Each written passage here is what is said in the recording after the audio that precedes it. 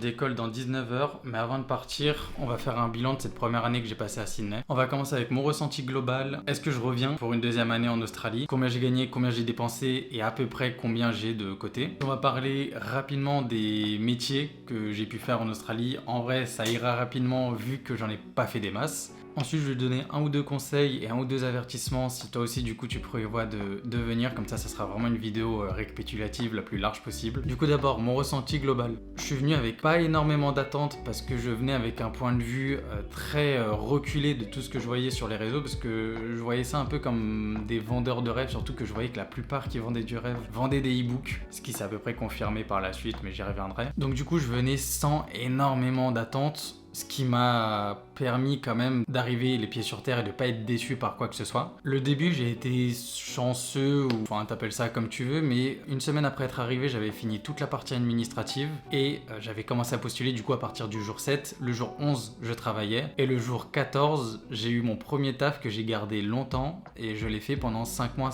et demi et j'avais une moyenne de revenus à 48 $ de l'heure, 40 heures par semaine, 5 sur 7. Donc ça m'a donné directement un rythme de vie de citoyen lambda, on va dire australien, et pas un rythme de backpacker qui fait quelques heures par-ci, quelques heures par-là. Ça m'a rapidement mis dans un mood ou une ambiance de je suis presque australien, tu vois, genre tous les matins je voyais à peu près les mêmes têtes dans le bus que je prenais, parce que je prenais tous les jours le même. Donc j'avais vraiment une routine, ce qui est pas un mot qui est forcément péjoratif quand cette routine-là te convient, et moi c'était complètement mon cas. On était en milieu d'été, fin d'été, et ça a duré du coup jusqu'au début de l'hiver, donc c'était vraiment top. J'ai kiffé, j'ai gagné beaucoup de blé, faut le dire. Ça m'a permis de pas voir les dépenses à l'arrivée parce qu'elles coûtent vraiment cher malgré tout, de passer quasiment du coup la moitié de ma première année tranquille. Là où après du coup j'ai eu un peu plus de galère pour commencer à faire de la livraison, qui a duré à peu près 3 mois, 4 mois, le temps en gros de l'hiver.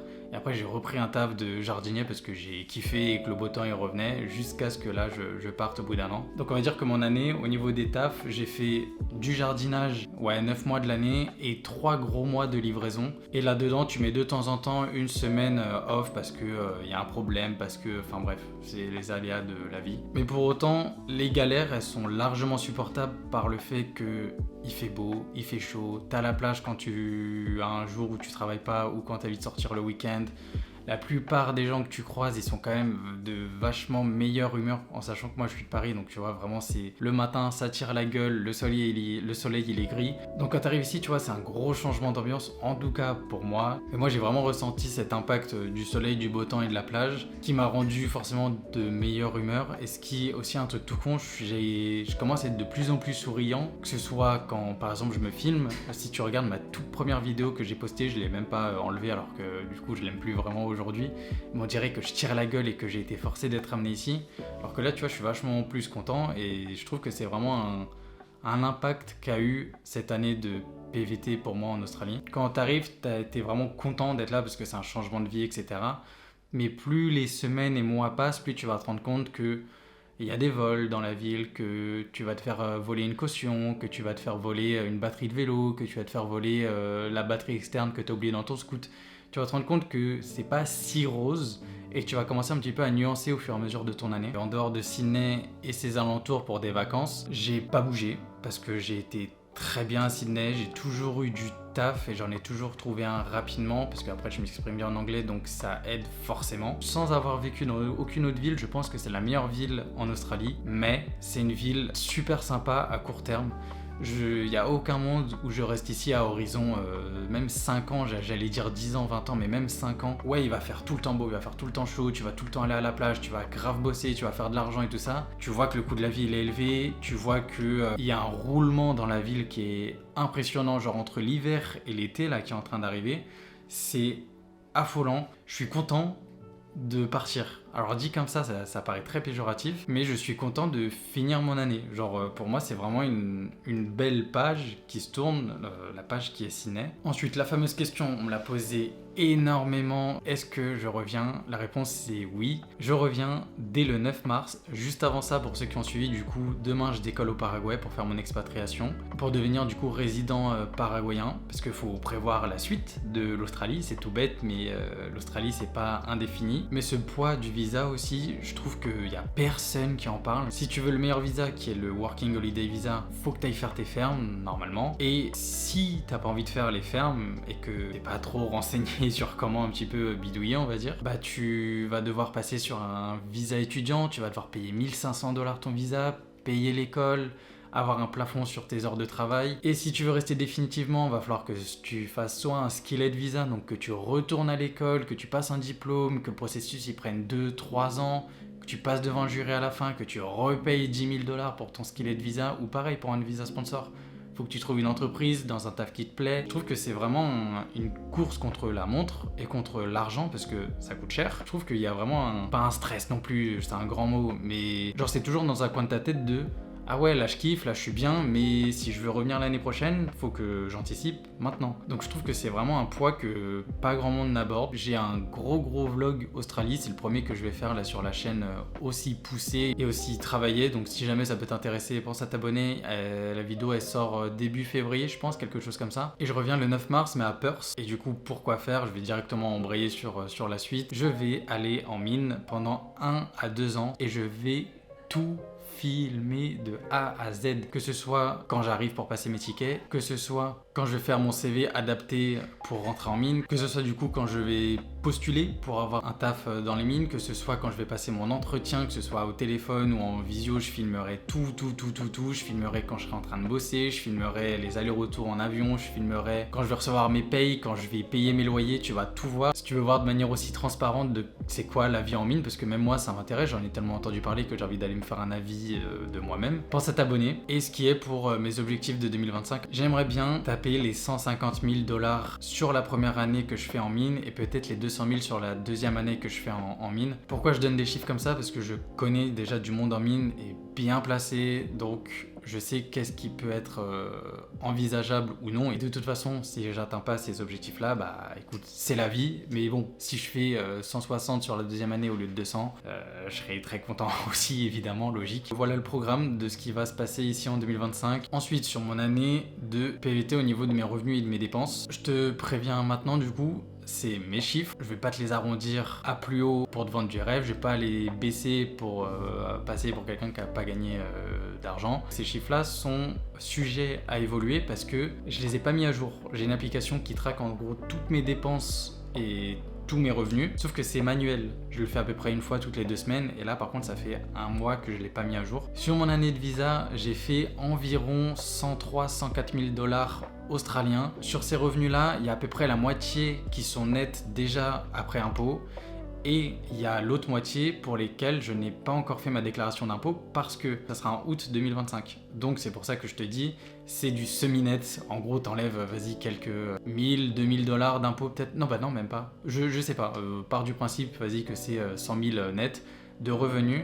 Et de dépenses, j'ai 48 000 $ de dépenses, en sachant c'est que j'ai beaucoup de dépenses liées à la création de contenu parce que les miniatures, j'ai payé 40 €, j'ai acheté une caméra avec laquelle je filme là, elle m'a coûté je crois un truc comme 5 000 balles. Enfin bref, il y a plein de petites dépenses de merde comme ça qui sont liées à la création de contenu, même plusieurs milliers du coup de dollars liés à la création de contenu dans les 48 000 que j'ai dépensés.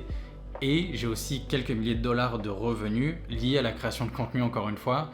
Parce que y en a certains qui me soutiennent via mon lien Shapka et ça merci encore à ceux qui le font. Je te mettrai le détail à l'écran en même temps que je parle et du coup forcément j'ai des personnes qui utilisent ces liens là et ça me fait des revenus, donc il y a aussi quelques milliers de dollars grâce aux réseaux sociaux on va dire. Donc voilà pour les dépenses revenus, 104 000 de revenus, 48 de dépenses, donc tu fais le delta entre les deux pour savoir combien j'ai mis de côté. C'est triste vraiment au premier degré de venir à l'autre bout du monde pour faire Uber Eats en tant que Français et qu'il y en ait certains ils gagnent bien leur vie comme ça, à quel point ça commence à devenir un peu le tiers-monde, la France. Et ça, j'y reviendrai peut-être dans mon vlog au Paraguay, de pourquoi du coup je fais ma résidence au Paraguay, parce que je veux plus vivre en France. Ça fait partie d'ailleurs de mon ressenti global.